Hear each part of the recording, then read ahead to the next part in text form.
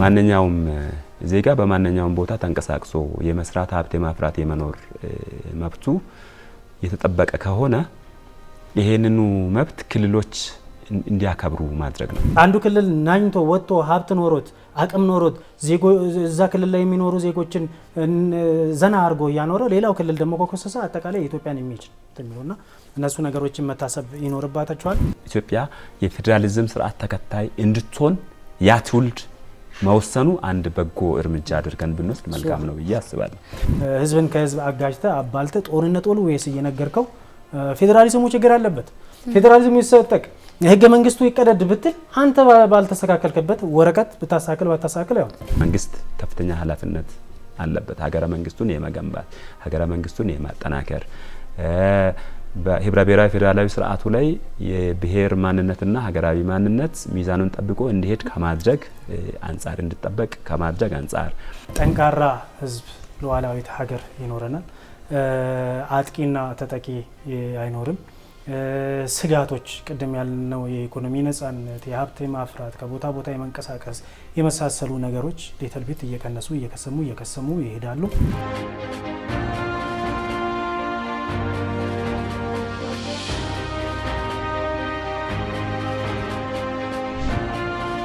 ጥሩ ሀሳብ ነው የተነሳው። ምናልባት የዜጎች ነጻነትና ራስን በራስ የማስተዳደር ላይ የግጭቶቻችን አካል እንዳይሆንም ደግሞ ለግጭቶቻችን በርካፋች እንዳይሆኑ ምን መደረግ አለበት የሚለውን ደግሞ እናንሳ።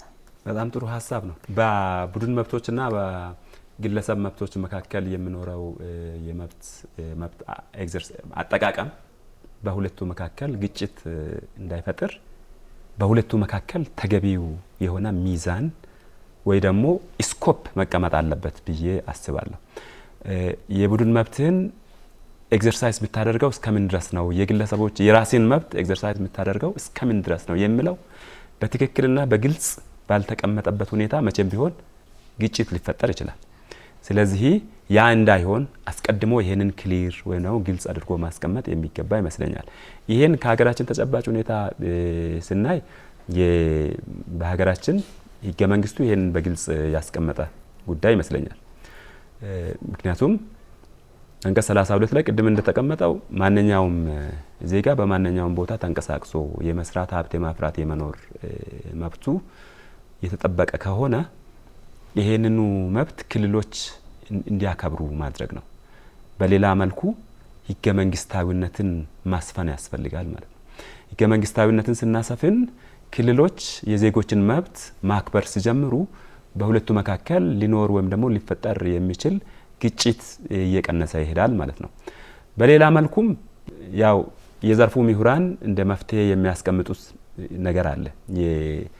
ከማይኖሪቲ ራይትስ ወይም ደግሞ ከአናሳ ከህዳጣን መብቶች አከባበር አንፃር ወይም ደግሞ ከግለሰቦችም መብቶች ሊሆን ይችላል። ናን ትሪቶሪያል አውቶኖሚ ይባላል። ይሄ ማለት መልክዓ ምድር አልባ ፌደራሊዝም የሚለው ነው። በተለይም የተግባቦት ዲሞክራሲ አሁን በመንግስት ደረጃ እየተነሳ ያለ ዲሞክራሲ አይነት ነው።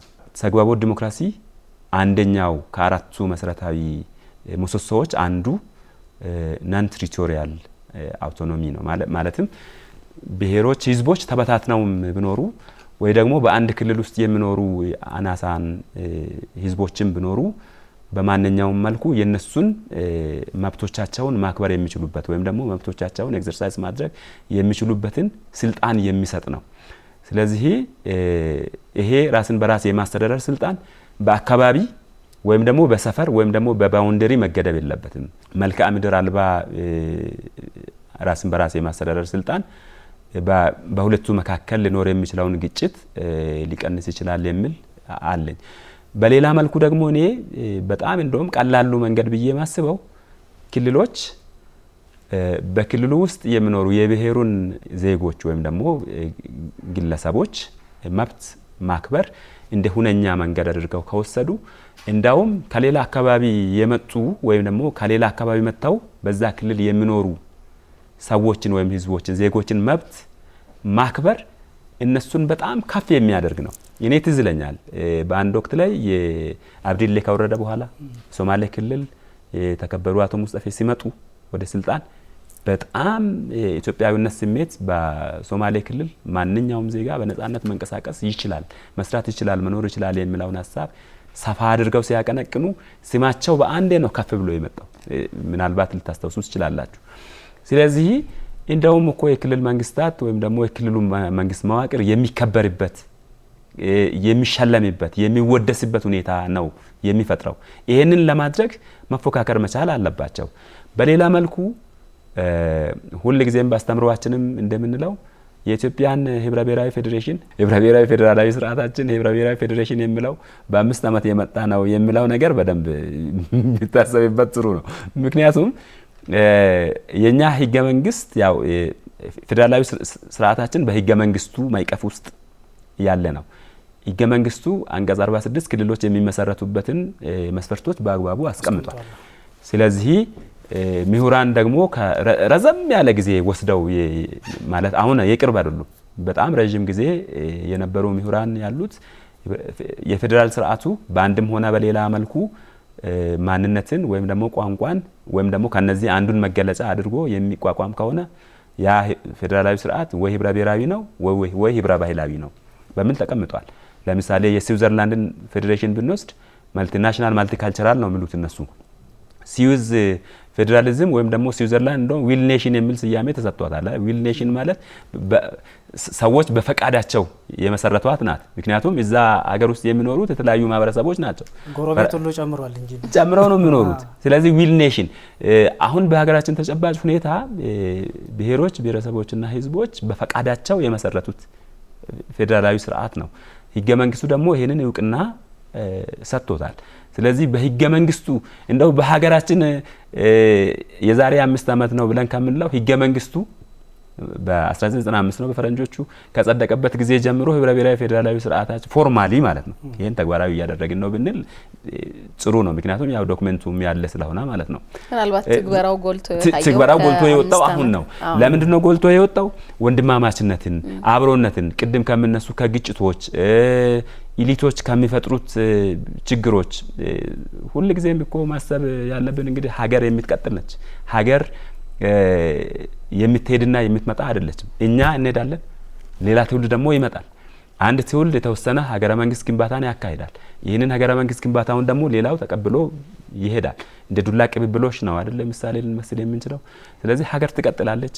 ኢሊትስ ወይ ደግሞ የተለያየ ኢንትረስት ያላቸው ግሩፖች ይመጣሉ። የራሳቸው ኢንትረስት አላቸው።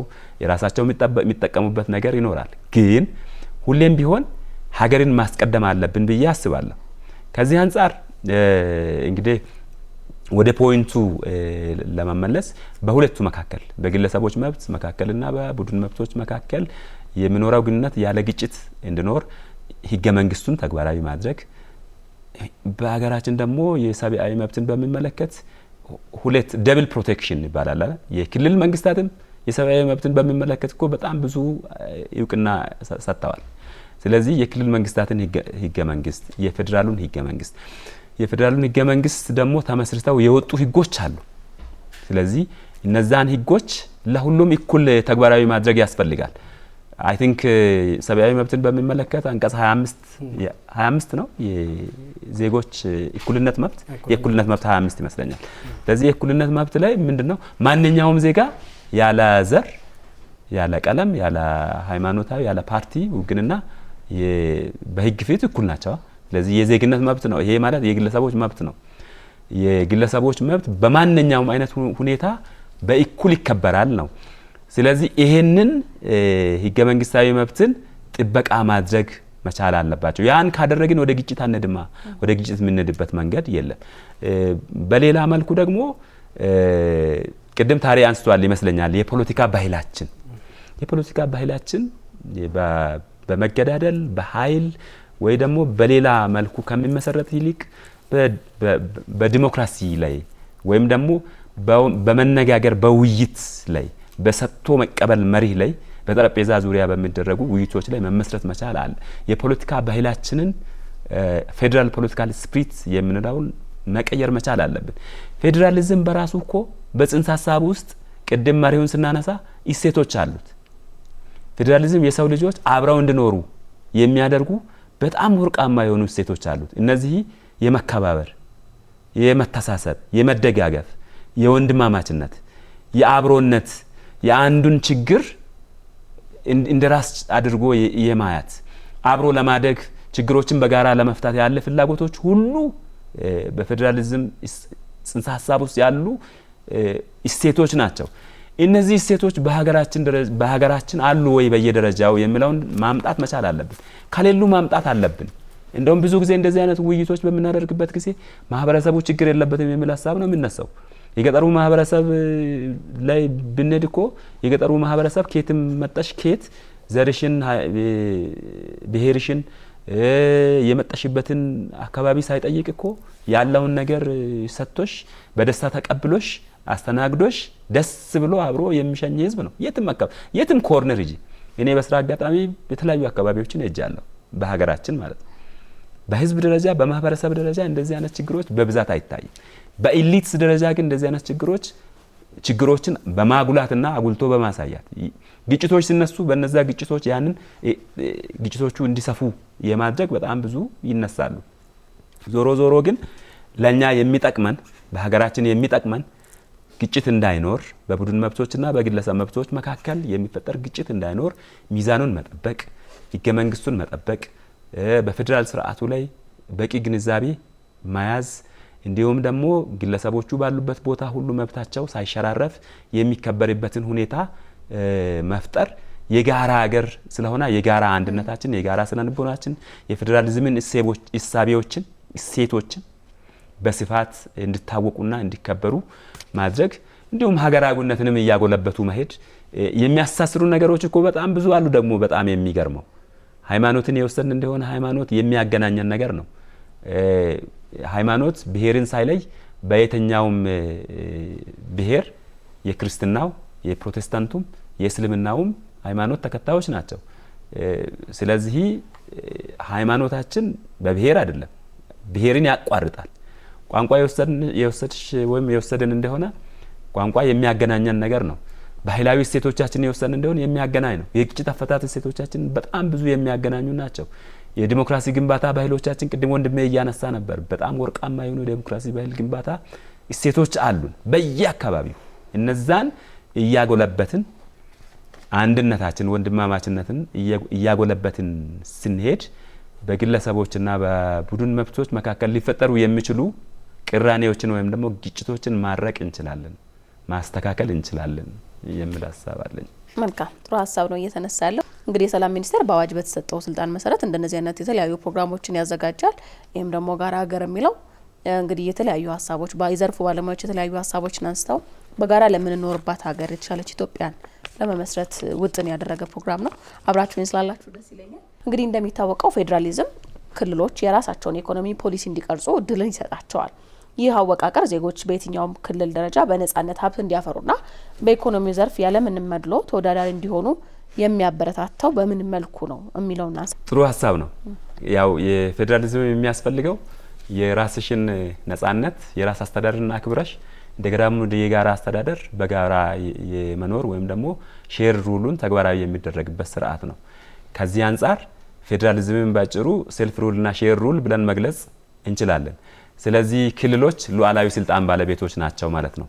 ህገ መንግስታቸውን የማዘጋጀት ከህገ መንግስቱ በመነጨ ደግሞ የክልላዊ ፖሊሲዎቻቸውን ክልላዊ ስትራቴጂዎቻቸውን የመንደፍ ስልጣን ተሰጥቷቸዋል። ይህንን የሚያደርጉት ግን ቅድም ባልነው ሶስተኛው መሪሆ አለ፣ መንግስታት ግንኙነት የሚባለው መሪሆ ነው። የራስ አስተዳደርን ሰጥቶ ስልጣንን አከፋፍሎ እንደገና ደግሞ የጋራ ጉዳዮችን በጣም በርካታ የጋራ ጉዳዮች አሉ። ኢኮኖሚያዊ ጉዳዮች እኮ የፌዴራሊዝም አንዱ የጋራ ጉዳያችን ነው። ፌዴሬሽኖችም ሲመሰረቱ አንዱ መሰረታዊ ቅድም የማህበረሰባዊ ውቅር እያነሳው ነበር፣ ሶሻል ስትራክቸራችን። ኢኮኖሚያዊ ጥያቄም ደግሞ ትስስራችን በንግድ የማደጋችን ጠንካራ ኢኮኖሚ የመገንባት በኢኮኖሚ ትስስራችን ተጠቃሚ የመሆን የጋራ ተጠቃሚነትን የማምጣት እኮ የፌዴራል ስርዓቱ አንዱ መሰረታዊ መነሻ ነው። ስለዚህም ክልሎች ልማት ይፈልጋሉ። ክልሎች በክልላቸው ውስጥ መጥተው ኢንቨስት የሚያደርጉ ባለሀብቶችን ይፈልጋሉ።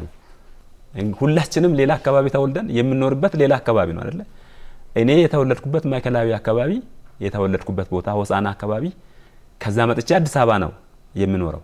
ነገ ደግሞ አዳማ ሊኖር ይችላለሁ ወይ አዋሳ ሊሄድ ይችላለሁ ወይም ደግሞ ሌላ አካባቢ ሊሄድ ይችላለሁ። የመንግስት ስራ ነው የሚሰራው። ነገ ደግሞ የግል ስራ ሊሰራ ይችላለሁ። የግል ስራ ደግሞ የሚመሰረተው ትርፍ ላይ ነው። ያዋጣል ወይ ነው፣ ገቢ ያስገኛል ወይ ነው፣ የተሻለ ጥቅም ወይ ደግሞ የማህበረሰብ አገልግሎትም ሊሆን ይችላል። የማህበረሰብ አገልግሎት የሚሆን ከሆነ ደግሞ የትኛው አካባቢ ሄጂ አገልግሎቱን ቢሰጥ ነው የተሻለ ሊሆን የሚችለውን እኔ ነኝ ሊመዝን የሚችለው። ይሄንን ሳደርግ ክልሎች በሚያወጡት የፖሊሲ ማዕቀፍ ውስጥ ክልሎች ማውጣት የሚችሉትና የሚገባው ቅድምም ብለናል። የፌዴራል ህገ መንግስት አለ። ክልሎች የራሳቸውን ህገ መንግስት ማውጣት ይችላሉ፣ ስልጣን ተሰጥቷቸዋል። ክልሎች ህገ መንግስት የክልላቸውን ህገ መንግስት ሲያወጡ የፌዴራሉን ህገ መንግስት መነሻ አድርገው ያወጣሉ ብለናል። ስለዚህ የፌዴራሉን ህገ መንግስት መነሻ አድርገው ካወጡ በኋላ ከክልላቸው ህገ መንግስት መነሻ በማድረግ ክልላዊ ፖሊሲዎቻቸው ይመነጫል፣ ስትራቴጂዎቻቸው ይመነጫል፣ ፕሮግራሞቻቸው ይመነጫል። ያ ፕሮግራም ደግሞ የሚመነጨው የህዝቡን ፍላጎት አድርጎ ነው። የህዝቡን ፍላጎት ደግሞ በአብዛኛው የህዝቡ ፍላጎት ልማት ነው። የህዝቡ ፍላጎት ዲሞክራሲ ነው። የህዝቡ ፍላጎት ነጻነት ነው ወይ ደግሞ ሰብአዊ መብት እንድጠበቅ ነው። ስለዚህ በአንድ ክልል ላይ ክልሉ የሚያወጣቸው ፖሊሲዎችና ስትራቴጂዎች የክልሉን ህዝብ መነሻ አድርገው ከሆነ የሚቀረጹት ከሌላ አካባቢ የሚሄዱ አካባቢዎችም በዛ ፖሊሲ ማዕቀፍ ውስጥ ገብተው የንግድ ስራዎችን የኢኮኖሚ ስራዎችን መስራት የሚችሉበትን እድል ይፈጥራል ማለት ነው። ትስስሩን ያመጣል፣ ያስተሳስረናል። ከኦሮሚያ አካባቢ ያለ ባለ ሀብት ስዳማ ላይ ሄዶ ኢንቨስት ቢያደርግ ስዳማ ያለው የስዳማ ልጅ ሆሳዕና ላይ ደቡብ አርባ ምንጭ ላይ ኢንቨስት ቢያደርግ በሁለቱ ክልል መካከል ያለው ትስስር ኢኮኖሚያዊ ትስስሩ እያደገ ይሄዳል ማለት ነው። በሀገርም ደረጃ እንደዚህ ነው አይደለ? አሁን በሀገር ደረጃ የሚሰሩ በጣም በርካታ ሜጋ ፕሮጀክቶች የክልሎችን ተጨባጭ ሁኔታ ወይም ደግሞ ክልላዊ ስርጭቶችን ታሳቢ ያደረጉ ናቸው። በጣም ብዙ ፕሮጀክቶች እየተሰሩ ናቸው። ስለዚህ እነዚህ ፕሮጀክቶች ሁሉ ኢኮኖሚያዊ ፕሮጀክቶች የሚያስተሳስሩ ናቸው፣ አንድ የሚያደርጉ ናቸው። ሶ በፌዴራል ስርዓት ላይ ክልሎች በተሰጣቸው ስልጣን የሚያወጡአቸው ፖሊሲዎችና ስትራቴጂዎች እንዲሁም በፌዴራል ደረጃ የወጡ የተቀመጡ ህጎች፣ ስትራቴጂዎች፣ ፖሊሲዎች ተግባራዊ ተጣጥመው ተግባራዊ የሚደረጉበት ሂደትና ሁኔታ ሀገራዊ አንድነታችንን ህብረ ብሔራዊ አንድነታችንን በቀጣይ የሚያጠናክር መሆን አለበት፣ ወይም ደግሞ ሊያጠናክር በሚችል መልኩ ተግባራዊ ሊደረግ ይገባል። አሁን እንግዲህ ቅድም ወደ ተነስተንበት ሀሳብ መሄድ እንችላለን ብዬ አስባለሁ። ማለትም በሀገራችን ተጨባጭ ሁኔታ የሚነሱ ችግሮች አሉ። ከቦታ ቦታ በነጻነት ከመንቀሳቀስ አንጻር የሚነሱ ችግሮች አሉ። በቦርደር አካባቢ የሚነሱ ችግሮች አሉ። የሰላም ችግሮች አሉ፣ ግጭቶች አሉ። ወደ ሰላም መመለስ አለብን። ወደ ልማት መመለስ አለብን። አንድ አገር ውስጥ ባይዘቤ የፌዴራል ስርዓት ማለት በአንድ ትልቅ ሀገር ውስጥ የሚኖሩ የተለያዩ ትንሽ ሀገሮች ናቸው። ማለትም የፌዴራል ስርዓት ማለት ክልሎች የተለያዩ ሀገሮች አይደሉም። በአንድ ሀገር ጥላ ውስጥ ነው ያለን። የምንሰራው የምናድገው በአንድ ሀገር ውስጥ ሆነን ነው። ስለዚህ የአንድ ክልል ማደግ የሌላኛው ክልልም ማደግ ነው። ለዚህም ነው የኛ ፌዴራላዊ ስርዓት ትብብራዊ ፌዴራሊዝም ይባላል። በክልሎች መካከል መደጋገፍን፣ በክልሎች መካከል አብሮ ማደግን፣ ወደ ኋላ የቀረውን ክልል የመደገፍን ወይ ደግሞ ወደ አንድ የማቀራረብ የፍትሃዊ ሀብት ስርጭት ወይ ነው የፍትሃዊ መሰረተ ልማት ስርጭት እንዲኖር የማድረግን የሀብት ክፍፍሉ ፍትሃዊ እንዲሆን የማድረግ ስራዎች በአጽንኦት የሚሰሩት ለዛ ነው። ስለዚህ ራሳቸውን በራሳቸው ማስተዳደርና ይሄንን መነሻ አድርገው የሚቀርጹት ፖሊሲዎችና ስትራቴጂዎች ሀገራዊ አንድነትን ከማጠናከር አንጻር ስጋት ሊሆኑ አይችሉም። ስጋትም የሚሆኑ ከሆነ እየተነጋገርን ማስተካከል መቻል አለብን። እየተነጋገርን ትስስራችን የሚያጎለብት መሆን መቻል አለብን። ማንኛውም ባለሀብት ወደ የትኛውም አካባቢ ሄዶ በነጻነት የመኖር ሀብት የማፍራት የአካባቢውን ባህል ጠብቆ አካባቢውን እሴት ጠብቆ አካባቢውን እያሳደገ ራሱንም የሚጠቀምበት ማዕቀፍ መፈጠር መቻል አለበት። ለሚሰራ ወይም ደግሞ ለሚያፈራውም ሀብት ጥበቃ ሊደረግለት ይገባል። ከማንም በላይ ሀብቱን ያፈረበት አካባቢና ክልል ለሀብቱ ዋስትና ጥበቃ ሊሰጠው ይገባል የሚል እምነት አለኝና ስለዚህ ህብረ ብሔራዊ አንድነታችን የኢኮኖሚያዊ ትስስሩ የበለጠ ያጎለብታል፣ የበለጠ ያጠናክረዋል ወይንም ደግሞ ሊያጠናክረው ይገባል የሚል ሀሳብ ለማንሳት ነው። የፌዴራሊዝም ስርዓቱ ከሚሰጠን ጥሩ ኦፖርቹኒቲ አንዱ ቅድም ያው ራስን በራስ ማስተዳደር ብለናል። ያ እንዴት የሚለው ልዩነቱ እንዳለ ሆነ፣ ሁለተኛው የኢኮኖሚ ነጻነት። የኢኮኖሚ ፖሊሲ እንግዲህ ለክልል የሚሰጥ ስልጣን አለ፣ ለፌዴራል መንግስቱ የሚሰጥ ስልጣን አለ። ሁለቱም ደግሞ በጋራ የሚሰሩት የተሰጣቸው ስልጣን አለና አንዱ ይሄ የኢኮኖሚ ጉዳይ ለሼርድ የሆነ ነው፣ ለሁለቱም የተሰጠ ነው። የፌዴራሉ መንግስት በራሱ መንገድ ፖሊሲዎችን የኢኮኖሚ እንትኖችን ያወጣል። ክልሎችም ደግሞ የመልማት መብት ስላላቸው ህገ መንግስቱ ላይም በግልጽ ስለተቀመጠ የመልማት ሪሶርስ ሀብት የማድረግ ለዛ ደግሞ ምቹ የሆነ ክልል በክልሉ ላይ ለሚኖረው ነዋሪ ምቹ የሆነ ሁኔታዎችን ፈጥሮ ኢኮኖሚን የማሳደግ የመልማት መብት ነው። ሀብት የመፍጠር ሀብትን ጄኔሬት የማድረግ መብቶች የሚጠቀሱ ናቸው። የገቢ ምንጮችን ማምጣት፣ ያ የገቢ ምንጭ የሚመጣው እኮ ለሌላ ለማንም አይደለም። አሁን ምናልባት ቅድምም ሲነሳ የነበረው ባላንስ መስራት የሚገባው በጣም በተፈጥሮም በሰው ሰራሽም በብዙ ሀብት የበለጸገ ክልላል በኢትዮጵያ ውስጥ በኔቸር በአጋጣሚም ባለበት የቦታ አቀማመጡ ዋቴቨር። በተቃራኒው ደግሞ ምናልባት ቦርደርም ከመሆናቸው በረሃም ከመሆናቸው የተፈጥሮም የሰው ሰራሽም ችግሮች ጋር ተያይዞ ደግሞ ሀብት የማይኖራቸዋል። ያንን እንዴት ነው እንደ ሀገር ባላንስ አስጠብቀን የምንሄደው? ለምን አንዱ ክልል ናኝቶ ወጥቶ ሀብት ኖሮት አቅም ኖሮት እዛ ክልል ላይ የሚኖሩ ዜጎችን ዘና አድርጎ እያኖረ ሌላው ክልል ደግሞ ከኮሰሰ አጠቃላይ የኢትዮጵያን ኢሜጅ የሚሉና እነሱ ነገሮችን መታሰብ ይኖርባቸዋል። ሀብት ክልሎች ሀብት ባመጡ ጊዜ ሀብት ባፈሩ የመልማት አቅማቸው በጎለበተ ጊዜ የአገልግሎት አሰጣጥ ጥራትም እንደዛው ከፍ እያለ ይሄዳል። ኦልሬዲ ይሄ ዋት መኒ ፎር ኢኮኖሚክስ ፓወርስ የሚባል ነገር አለ። ሶ ሀብት ባለህ ቁጥር ኢኮኖሚም ፖለቲካም ማህበራዊም ከፍ እያለ ነው የሚሄደው።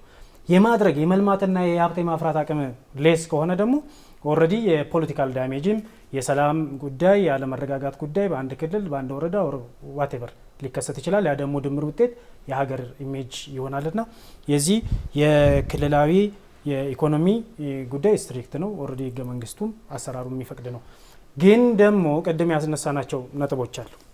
በእኛ ሀገር የትኛውም ዜጋ የትኛውም ኢትዮጵያዊ ከቦታ ቦታ ተዘዋውሮ ሀብት የማፍራት የመኖር ምን ማለት የመማር በአፍ ቋንቋ የመጠቀም መብቶች የሚሉ ነገሮች ተቀምጠዋል። በተቃራኒው ደግሞ ቅድም ሳነሳው እንደነበረው ከመግቢያው ጀምሮ ይሄ ክልል የእነንትና ብቻ ነው የሚል ደግሞ አለ። እሱም ማጣጣም ይጠይቃል። አሁን ቅድም ማህበረሰቡ አይጣላም፣ አይነካካም፣ አይወርስም ከኔ ክልል አይደለም ብሎ አይዝም ብለናል አይደለ? ፖለቲከኞች ሌሎች ኃይሎች ደግሞ ይሄንን ክፍተት መጠቀሚያ ሊኖር ስለሚገባ ይሄ ዜግነት ቅድም የምንለው የግሩፕና ኢንዲቪጁዋል መብትን ሳይጨፈልግ በዛ ሁኔታ ሲሄድ ቅድም ያልናቸው የኢኮኖሚ ነጻነት የሀብት የማፍራት መብቶች እኩል እየሆኑ ይሄዳሉ። ዜጎችም ከቦታ ቦታ ሲንቀሳቀሱ ንብረታቸው አሁን ብዙ ተንቀሳቃሽ ንብረት ያለው አለ። ሙሉ ኢትዮጵያን ሊተካካ የሚችል ንብረቶች አሉ እና እነዛም ጋራንቲ እያገኙ ስለሚሄዱ ይሄ የክልሎች የኢኮኖሚ መበልጸግ አስፈላጊም ነው። ለፌዴራሉም ደግሞ ከሚያገኙት ገቢ እኮ ድጎማ ያደርጋሉ አይደለም? ወደ ፌዴራሉ ድጎማ ተደርጎ ፌዴራሉ ደግሞ ከነሱ በሰበሰበው ነው አይደለም የጋ ፕሮጀክቶችና መሰሎች እሱም ጄኔሬት ከሚያደርገው ገቢ የሚያመጣውና ክልሎች በጣም በኢኮኖሚ እየበለጸጉ እየጠነቀሩ በመጡ ቁጥር ፌዴራሉ መንግስት ሀገርም እየጠነከረች ትመጣለች። ግን ቅድም ምናልባት የህገ መንግስት ማሻሻያዎች ያስፈልጋሉ ብዬ አምናለሁ። እውነተኛ የፌዴራሊዝም ስርዓት መሬት መያዝ መቻል አለበት ብዬ አምናለሁ። ለምን ክልሎች እየፈረጠሙ በመጡ ቁጥር ስቴት ራሳቸውን እንዳያዩ እንደ ሀገር ማንም አያዘኝም የሚል እሳቤስ እንዳገቡ ህገ መንግስቶች በተለይ አሁን ቅድም ለመነካካት የሞከርነው ክልሎች ሲጠይቁ ነው የፌዴራሉ መንግስት በጸጥታ ጉዳይ ጣልቃ የሚገባው የምትል ጉዳይ አለች። በጣም እሷ አደገኛ ነች። ክልሎች ካልጠይቁ ማለት ያ ክልል መንደድ አለበት፣ መውደም አለበት፣ ህዝቡ መሞት አለበት፣ በሌላ አካል መወረር አለበት። ያን ክልል የሚያስተዳድረው አካል እኮ ከሌላ የውጭ አካል ጋር ሊሰራ ይችላል። እሷም ባላንስ በኢኮኖሚ ክልሎች እየፈረጠሙ አቅማቸው እየፈረጠመ ሲመጣ ለሀገር ሉዓላዊነት አስቸጋሪ እንዳይሆኑም ደግሞ የሼርድ የሚሆነው ኦቶሪቲ ባላንስ እየጠበቀ መሄድ ይኖርበታል። ኢኒዌይስ ግን ከዚህ ከኢኮኖሚ ፖሊሲ ጋር ተያይዞ ምንም ጥያቄ የለውም። ህገ መንግስታዊም ነው፣ መብትም ነው፣ ግዴታም። ክልሎች ሲበለጽጉ አቅም ሲኖራቸው ነው እንደ ሀገር እንበለጽገውና ከዚህ አንጻር ነው የምንረዳው። መልካም ምናልባት እንግዲህ አንተም ቀደም ብለህ ሜንሽን አድርገዋል በተለያዩ አካባቢዎች ላይ ዜጎች ሄደው ሀብት የማፍራት መብት አላቸው ህገ መንግስታችን የሚለው ነው ተግዳሮቶች እንዳሉበት ይስተዋላልና እነዚህ ችግሮች በዘላቂነት ለመፍታትና ዜጎች በየትኛውም አካባቢ ሄደው ሀገሬ ነው ብለው ኢንቨስት እንዲያደርጉ የተለያዩ መዋዕለ ንዋያቸውን እንዲያፈሱ ደግሞ እንዲሁም ደግሞ ሙሉ ደህንነት እንዲሰማቸው ከፍትህ አካላት ሊሆን ይችላል እንዲሁም ደግሞ ተቋማዊ አሰራሮች ምን መምሰል አለባቸው? ይሄ በጣም ክሪቲካል ኢሹ ነው። አይ ቲንክ ፖሊሲ ፎርሙሌት የሚያደርጉ የመንግስት አካላቶችም ቲንክ ታንከሮችም በደንብ ላይ ያስቡበት ነው የሚገባው። ለምን አሁን ያለንበት ከረንት ሲቹዌሽንም በደንብ የሚያሳያቸው አንዳንድ ነጥቦች አሉ። በእርግጥ ዛሬ የተፈጠሩ ችግሮች እንደው ትላንት ታስበው ዛሬ ብሉቅ ያሉ ነገሮች አይደል። ዛሬ እንደው ድራማቲካል እንትን በዘመናት መካከል እየተደረቡ የመጡ ናቸውና በደንብ ሊታሰብበት ይገባል። በእኔ እምነት እውነተኛ የፌዴራሊዝም ስርዓት በሀገራችን መስፈን አለበት። እውነተኛ የፌዴራሊዝም ስርዓት ማለት ምን ማለት ነው? ቅድም ስንላቸው የነበሩ ባላንስ መጠበቅ አለበት ብለናል። የዜጎችንና የግሩፕ መብት፣ የባህል፣ የቋንቋ፣ የእሴት የመሰሉት መብቶችን መጠበቅ። ለምን እንደው አይ ቲንክ ወንድሜም እንደው አንብበዋል ብዬ አስባለሁ። የኛ ህገ መንግስት አርቃቂ ጉባኤ ወደ 17 ምናምን አካባቢ ጥራዝ አለ። እኔ አሁንም እውነተኛ የፌዴራሊዝም ስርዓትን መስፈን አለበት የህገ መንግስት ማሻሻል ሲል እኔ ባህል፣ ቋንቋ፣ ማንነት አሁን ጨፍልቄ ለመያዝና ከጥላቻ አይደለም። ኢንቴንሽኑ አስፈሪ ነው። ለምሳሌ ፕሪአምብሉ ላይ መግቢያው ላይ እኛ የኢትዮጵያ ብሔር ብሔረሰቦችና ህዝቦች ሲል ሰላማዊ አይመስልሽም? አዎ ብሔሮች፣ ብሔረሰቦች፣ ማንነቶች መገለጫ ናቸው። ስለዚህ ታያለሽ ቃለ ጉባኤዎች ላይ ግን የተቀመጠው በጣም በብዙ የሚያከራክሩ በጣም ምናልባትም እንዴት ታሰበ በዛ ዘመን የምታያቸው ነገሮች አሉት። ሶ ዜግነት መቅደም አለበት። አስ ኢትዮጵያንስ መታወቅ አለብን። ኢትዮጵያዊነት ኮንሰሷል። የብሔርና መሰሎች ነገሮች በጣም ገነው ወጥተዋል። ምንል እዛ ላይ የተቀመጡ ኢንቴንሽኖች አሉ። አስፈላጊ አይደለም ዜግነት የሚባለው ኢትዮጵያ የሚባለው አስፈላጊ አይደለም የሚል ኢንቴንሽኖች ቃል በቃል የከሌ ያ ነው ቃል ጉባኤ የሚያስቀምጠው። ከክልል እንትን የተወከሉ ከክልል የከሌ እንደዚህ አንስተው እንደዚህ ብሎ በድምጽ ብልጫ ቅድም እንዳነሳሁት ኢትዮጵያ የምትባለውን ስም እንኳን ለማስገባት በድምጽ ነው የተወሰዱ። ብሔር ብሔረሰቦች ለምንድን ነው በተቃራኒ ዜግነት እንዲኮሰስ የተደረገውና አሁን ችግር ውስጥ የገባ ነው? እዛ ላይ ኢንቴንሽን ተቀምጧል። አንቀጽ 8 ላይም የሀገር ባለቤትነት አንቀጽ 39 ሙሉ ለሙሉ አይደለም። አንቀጽ 39 በጣም ጥሩ የሆኑ የንዑሳን አንቀጾች አሉት። በተለይ ግን ራስን በራስ ማስተዳደር እስከ መገንጠል የሚለው የገባበት አይ ኢትዮጵያ ምናልባት አብረን እየኖርን ልትደክመን ትችላለች። ቃል ጉባኤው ላይ ነው የሚለው ልትደክመን ስለምትችል ያኔ በፍላጎታችን መበታተን እንችላለን። ስለዚህ ይግባልን ተብሎ ተጠይቁ ቃል ጉባኤው ማየት ይቻላል። ስለዚህ በሚል ኢንቴንሽኖች ያሉበት ስለሆነ አሁን የምናያቸው መፈናቀሎች፣ መውደሞች፣ ሀብት ንብረት እንዳናፈራ ከክልል ስንሄድ ስጋት ውስጥ ዜጎቻችን የወደቁት እኚህ ኢንቴንሽኖች ተደራርቦ ስለመጡ ቅልልም ያነሳውት ወንድም አለምም ሲያነሳው እንደነበረው ህገ መንግስቱ ከቦታ ቦታ መንቀሳቀስ መብት ሰጥቷል፣ ደንግጓል፣ በግልጽ ይላል። ግን በክልል ህገ መንግስቶች ደግሞ አብዛኛውን ሽሮታል። እኚህ እውነተኛ ፌዴራሊዝም ስርዓት ያልኩት እነዚህ ነገሮች ከህገ መንግስት ማሻሻያዎች ቅድም ካነሳቸው የኢትዮጵያ ዜግነትን አኮስሶ የሌሎን ከፍ ያደረገውን ባላንስ አድርጎ ሄድ ሲኖርበት ቅድም ያልናቸው መፈናቀሎች፣ የኔነት ስሜት፣ ታሪክና ትርክቱም እዚህ ለተንተርሶ እኮ ኦልሬዲ አሁን ስምሽን እያየውኝ ብሔርሽን ድፋይን ለማድረግ የምስከመሞክርበት እኮ ሜንታሊቲ ላይ ደርሰናል የኛ ትውልድ። ይሄ ትላንት የመጣ አይደለም። 35 ዓመት ሙሉ ስለተሰራ የሆነ አካል ስም ከሆነ በፍጹም የሆነ ብሔር ነው ወይ መጠቃት አለበት ወይ ደግሞ የሆነ ነገር መሆን አለ፣ ንብረቱ መውደም አለበት። እኚህ ነገሮች ኢንቴንሽኖች ስላሉት ነው። ይሄ ማለት ግን ፌዴራሊዝሙን ዜሮ ማድረግ ህገ መንግስቱን ዜሮ ማድረግ አይደለም። ህገ መንግስቱም እውነተኛ መሬት ላይ ወርዶ መተግበር ይኖርበታል። ለምሳሌ ህገ መንግስቱ እኮ የፖሊስ አካላት፣ የጸጥታ አካላት፣ ፍርድ ቤቶች ገለልተኞች ናቸው። ከየትኛውም የፖለቲካ አፊሊዬሽን ከየትኛውም ገለልተኛ ሆኖ እውነትን ነው የሚዳኙት ብሎ አርማቸው እንኳን የታሰረች ሴት የማታይ ማንንም በጾታ በሃይማኖት በብሔር በምናምን አይታ ዲፋይ ማታደርግ አርማ ነው አይደል ያደረግነው። እነሱ እዚህ የፍትህ አካላት መጠናከር መቻል አለባቸው። ፍትህ አካላት ተጠናክረው ቅድም ያልነውን እኔ ፍትህ ለማግኘት የግድ የሆነ ብሔር ውስጥ ተወልጄ እዛ ክልል መኖር አለበት። በመላው ሀገሪቱ የሚኖረው ፍትህ እውነተኛ መሆን አለበት። ሌላው ተቋማቶች ናቸው። አሁን ብዙ ሀገሮች አይተሽ ከሆነ ጦርነት ቢኖር ወይንም ደግሞ በምርጫ ምን በሆነ መንገድ ስርዓተ መንግስት በሚቀይሩ ጊዜ ኢንስቲትዩሽን ስለገነቡ ምንም አይሆንም። ተቋም ገንብተዋል። የሆነ መንግስት አይ ቲንክ ቤልጂየም ይመስለኛል ወደ 6 ወር ነው 5 ወር ያለ መንግስት ተቀምጧል። የሆነ ጊዜ ጠቅላይ ሚኒስተር ነው ጠቅላይ ሚኒስተር የሚመሩት አልፈልግም ብሎ እሱ ወረደ። ንጉሳዊ ናቸው። ንጉሱ አለው ሄድ ኦፍ ስቴት ንጉሳዊው ሴሬሞኒያል ነው። አስተዳደር ጉዳይ ውስጥ አይገባ። ወደ 5 ወር ህዝቡ ሰልፍ እስኪወጣ ድረስ አገልግሎት አልተቋረጠም። ሌብነት፣ ዘረፋ፣ ሞት፣ ጦርነት አልተነሳም። ኢንስቲትዩሽኑም አልቆመም። እንደዛ ሂደት ላይ መድረስ መቻል ይኖርብናል። እነዚህን መፈናቀል የመሳሰሉ ሁለተኛው ምናልባት ከመጀመሪያው ጋር ያነሳሁት ጀስት አስ ኢትዮጵያንስ እያንዳንዳችን ከነ ልዩነታችን ባህላችን፣ ቋንቋችን፣ ልዩነታችን እንዳለ የትኛውን ቦታ ላይ ሀብት ማፍራት እንደሚችል እየቻልኩም እንደሆነ ያኛው ሪኮግኒሽን ሊሰጠኝ ይገባል። ችግሮች በተፈጠሩ ጊዜ እኔ መንግስት መዋቅር ውስጥ ነው የምሰራው። ረጅም ጊዜ ወረዳ ላይ ሰርቻለሁ። ብዙ ቦታ በኢትዮጵያን 80% በላይ ዞር ያለው ብዬ አስባለሁ። መሬት ላይ ያለውን ተጨባጭ ሁኔታ ስለማውቀው ነው። ቅድም እንዳልነው ህዝብ ለህዝብ ችግር የለበትም። የቢሮክራሲያችን ግን ችግር አለበት፣ ሜንታሊቲያችን ችግር አለበት እና ከዛ ውስጥ ቅድም ያልሽውን ለመመለስ የተቋማት ግንባታዎች በጣም አስፈላጊ ይሆናሉ። የመንግስት አመራሮችና የመንግስት አሰራሮች ሚዲያዎችን የሀገርን ህዝብን መገንባት ከቦታ ቦታ መላው ኢትዮጵያ የኛ ስለመሆኗ ትርክት ሊነገረን ይገባል። ሚዲያዎች ሌሎች ነገሮች ህዝቡን ክሬት የማድረግ ህዝቡን ብሬን ዌሽ የማድረግ ታሪክ ትርክታችን የጋራ ከፍ የማድረግ ማንዴት ስላለባቸው አሁን ለኬሌ ብቻ ሰተን ምንተው ስላልሆነ ነውና እያንዳንዳችን ኃላፊነት አለን። ምናልባት የፖለቲካ ፓርቲዎችም ትልቅ ሚና የሚጫወቱ ናቸው። ፖለቲካ የሚኖረው ስርዓት የሚኖረው ህዝብ ሀገር ሲኖር ነው። እኔ ከቦታ ቦታ መንቀሳቀስ ሲችል በኢትዮጵያዊነት የስኮራ ስወድ ነው ፖለቲካ ሊሰራ የሚችለው። ህዝብን ከህዝብ አጋጅተ አባልተ ጦርነት ወሉ ወይስ እየነገርከው ፌዴራሊዝሙ ችግር አለበት። ፌዴራሊዝሙ ይሰጠቅ የህገ መንግስቱ ይቀደድ ብትል አንተ ባልተስተካከልከበት ወረቀት ብታስተካከል ባታስተካከል ያው ህገ መንግስቱም ሳይመጣ እኮ ይኖር ነበር። ይሄ ህዝብ የተጻፈ ነገር ሳይኖርንም እኮ ይኖራል፣ ይገብራል፣ ይኖር ነበር። ምናልባት አንዳንድ ነገሮች የባህል ጭቆና የመሳሰሉት የቋንቋ ሊኖር ይችላል ኦብቪየስሊ እንደምናውቀው።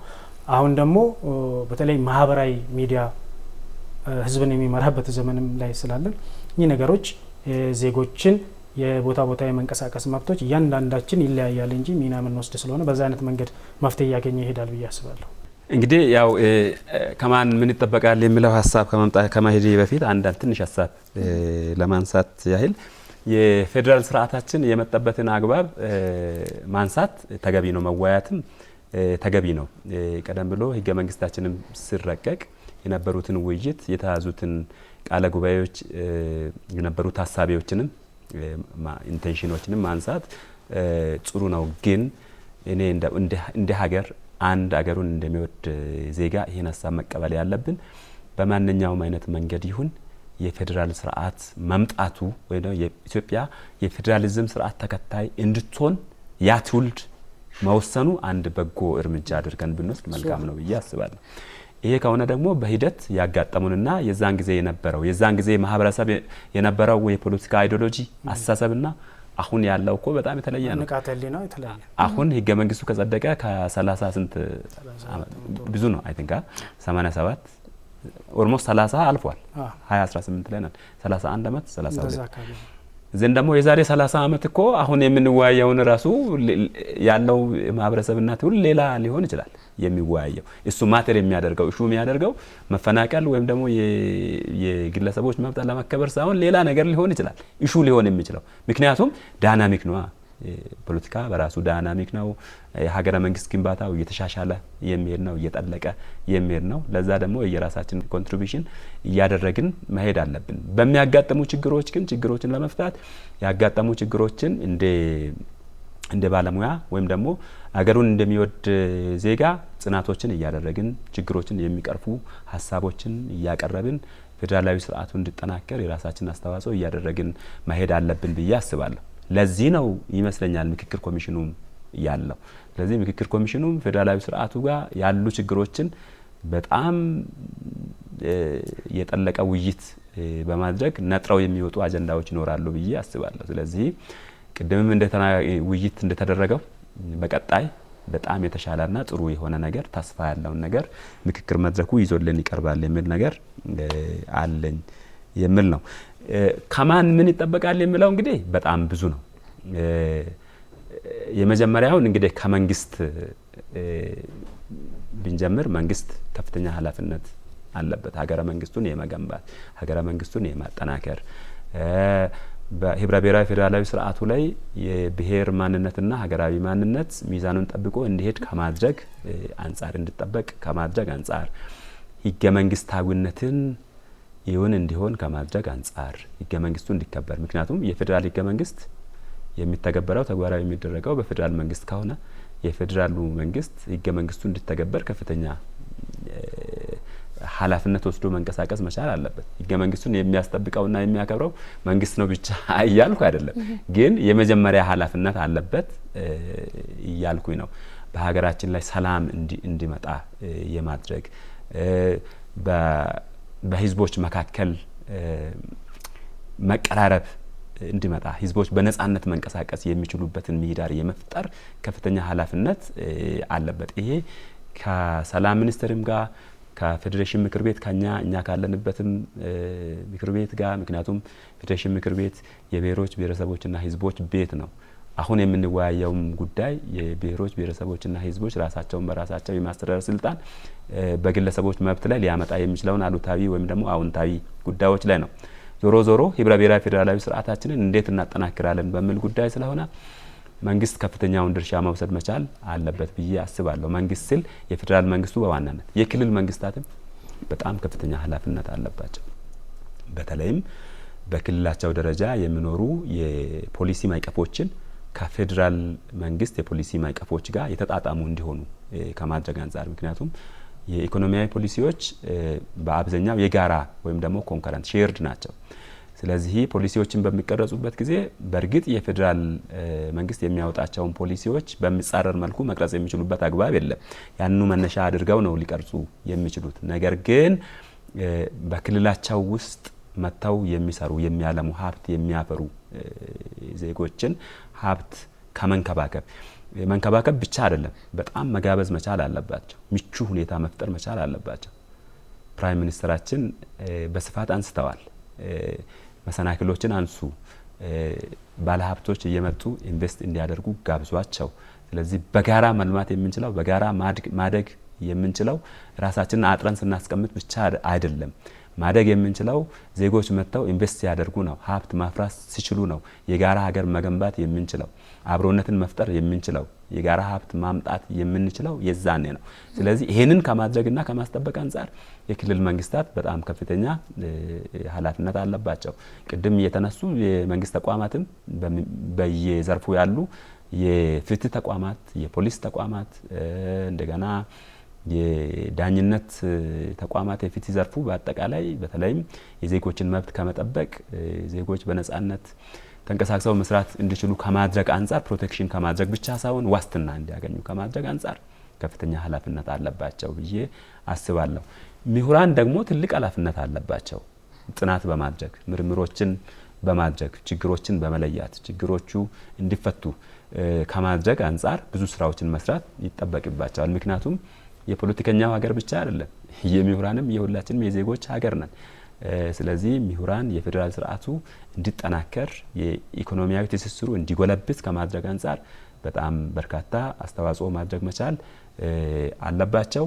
ከምሁራንም ባለፈ ኢሊቶች ወይም ደግሞ ፖለቲከኞች ቅድም ብዙ አንስተናል። በጣም ብዙ ጉዳዮችን የሚያጋግሉ ወይም ደግሞ አነስ ያለ ጉዳይም በጣም ከፍ አድርገው ድምጻቸውን የሚያሰሙ የፖለቲካ ጥቅም ለማግኘት ሊሰራ አይገባም ብዬ አስባለሁ።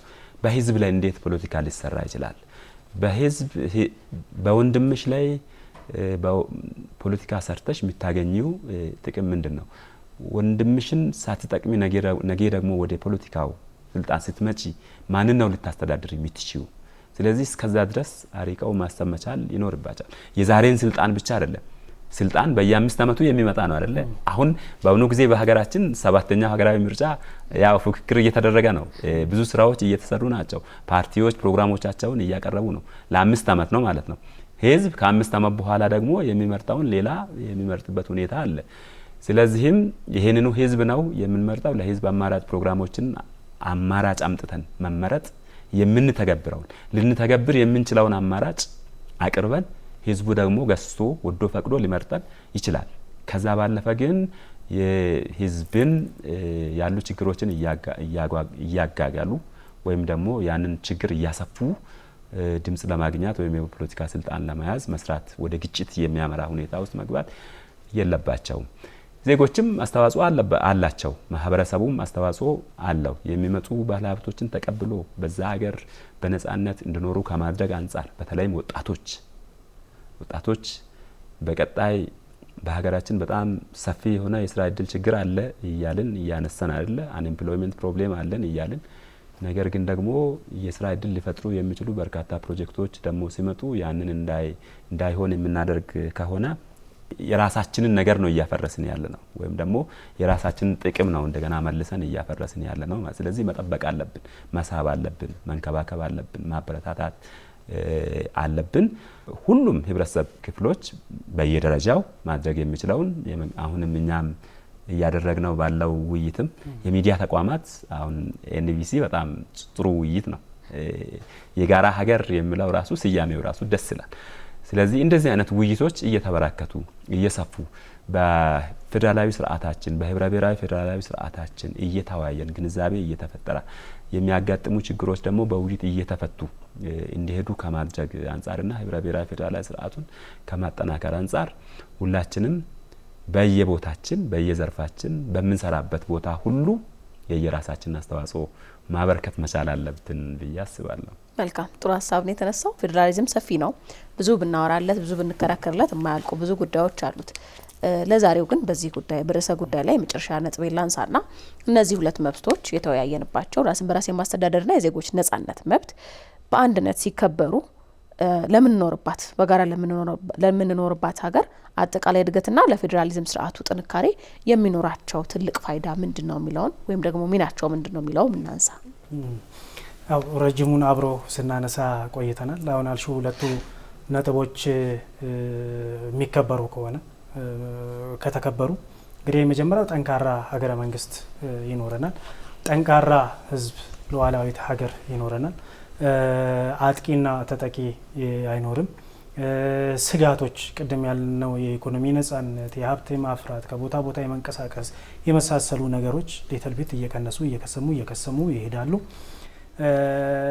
በሌላው በተቃራኒ ተስፋ የቆረጠ ትውልድ አይኖርም። በሀገሩ ተስፋ የሚቆርጥ ወደ ውጪ የሚያይ መስራት የሚችለውን አእምሮ ጉልበቱን የሚያኮስስ ትውልድ አይኖረንም። በሀገሩ ሰርቶ መለወጥ እንደሚችል በሀገሩ የትም ቦታ መንቀሳቀስ እንደሚችል ሀገሩ ለሱ መከበሪያው እንደሆነች እንጂ ማፈሪያው እንዳልሆነች የሚያስብ ትውልድ እያጠነከርን እንሄዳለን። ይሄ ሲሆን ደግሞ በዓለም በተለይ በቀጠናው ባለንበት ቀጠና ጠንካራ ሀገር እንሆናለን፣ ጠንካራ ሀገረ መንግስት እንሆናለን። ማንም ሀገሮች ጎረቤትም ሆኑ ውጪ ያሉ ሀገሮች በልዩነታችን ገብተው የሚያባሉ ልዩነታችንን የሚነግሩን እነሱ እኮ እንደዚህ ናቸው፣ አንተ እንዲህ ነበርክ፣ እነንተና ናቸው እንዲህ ያደረጉ የሚል እሳቤዎች ይቀራሉ። ራስን በራስ ስታስተዳድር ደግሞ ያው ፌዴራሊዝም የአካባቢ መንግስታት ጥርቅም ነው። ያንን አካባቢ መንግስታት ነው የሚያመጣው። አንዱ ፕሪንሲፕል ብለናል አይደል? አካባቢው ላይ የመልማት አቅም ይኖራል፣ የመለወጥ አቅም ይኖራል፣ ሀብት የማፍራት አቅም ይኖራል።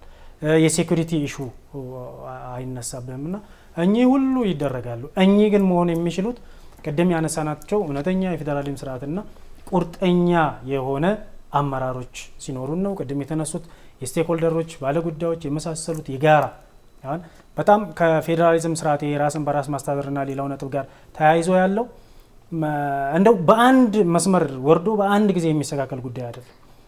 በጣም ድግግሞች የሚጠይቅ በጣም ተደጋጋሚ ስራ የሚጠይቅ በጣም ራዕይ ያላቸው መሪዎች ራዕይ ያላቸው ትውልድ ሲኖር ላይ ያለው የተለያየ አካላት ፓርቲሲፔት ሲያደርጉት የሚመጣ ነው። የፌዴራል መንግስቱ በጣም ጠንካራ ነው።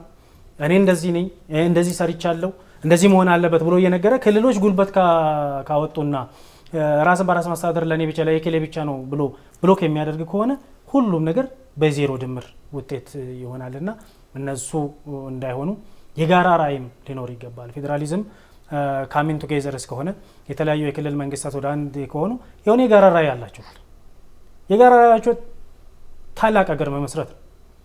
ሀገር መመስረት ነው። ያቺ የተመሰረተችው ሀገር ደግሞ እንደ እንቁ የምታበራ እንዲሆን ነው። በዛ ሀገር ውስጥ ደግሞ የሚኖረው ኤቭሪዌር የትኛውም አካባቢ ክልል ላይ ያለው ዜጋ ነው እና ይሄንን ታሳቢ የሆኑ ነገሮች ይፈጠራሉ ብዬ አስባለሁ። ያ ሲሆን እንግዲህ በቅርቡ አንድ ዳታ ወጥቶ ነበርና እንትን ነው ኦንላይን መጠየቅ ከኢትዮጵያ 43% ቃለ መጠይቁን ከሰጡ ሰዎች መሰደድ ይፈልጋሉ፣ ከኢትዮጵያ መውጣት ይፈልጋሉ። 43% ማለት እጅግ በጣም ግዙፍ ቁጥር ነው።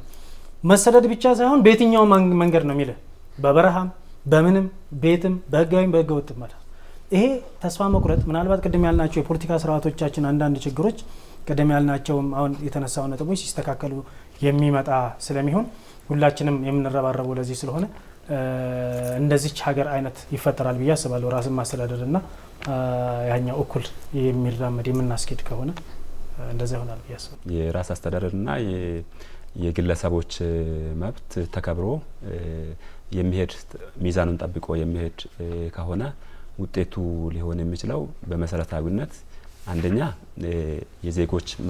የዜጎች መብት የተከበረባት፣ ዜጎች በነጻነት ወጥተው ገብተው ስራ መስራት የሚችሉባት፣ በሰላም የምትታወቅ በዚህ አካባቢ ብቻ ሳይሆን በጎረቤት ሀገሮችም በአፍሪካም በዓለም ሀገራትን ደረጃ በሰላም ጎልተን የምንታይ ከፍ ብለን የምንታይ ሀገር እንሆናለን። በሌላ መልኩ ደግሞ አቅማችን የጎለበተ የመከላከያ አቅማችን ጠላትን ወይም ደግሞ ወራሪን የመከላከል አቅማችን የዳበረ ጠንካራ ማትደፈር ወይም ደግሞ ሉዓላዊነቷን ያከበረች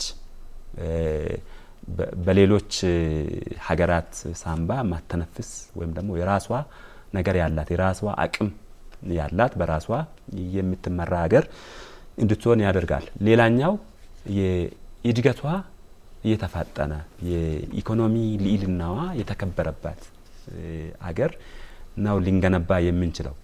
ስለዚህ ህብረ ብሔራዊ ፌዴራላዊ ስርዓታችን በዋናነት ሰላማችንን፣ ደህንነታችንን፣ ልማታችንን ለማስጠበቅ ነው።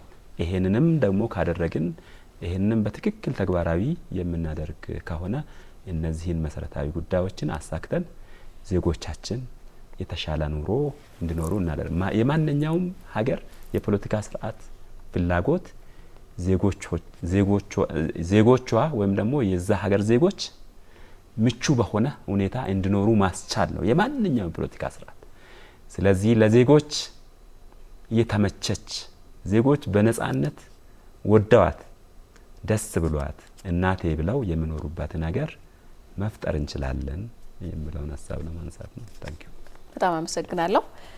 የራስን በራስ የማስተዳደርና የዜጎች ኢኮኖሚያዊ ነጻነት በሚለው ርዕሰ ጉዳይ ላይ ነው ቆይታ ያደረግነው። እንግዶች ሆናችሁ ስለመጣችሁ ደግሞ ከልብ አመሰግናለሁ። ታሪኩ ድንበሩ በፌዴራሊዝም ዙሪያ በርካታ ጽሁፎችን ያቀረቡና እንዲሁም ደግሞ የዘርፉ ባለሙያ ናቸው። ዘውዴ ደምሴ ደግሞ በህገ መንግስትና ፌዴራሊዝም አስተምሮ ማዕከል የስልጠና ማስተባበሪያ ዴስክ ኃላፊ ናቸው። ሁለታችሁም እንግዶቼ ሀሳባችሁን ስላጋራችሁኝ ከልብ ነው አመሰግነው። እኛም እናመሰግናለን።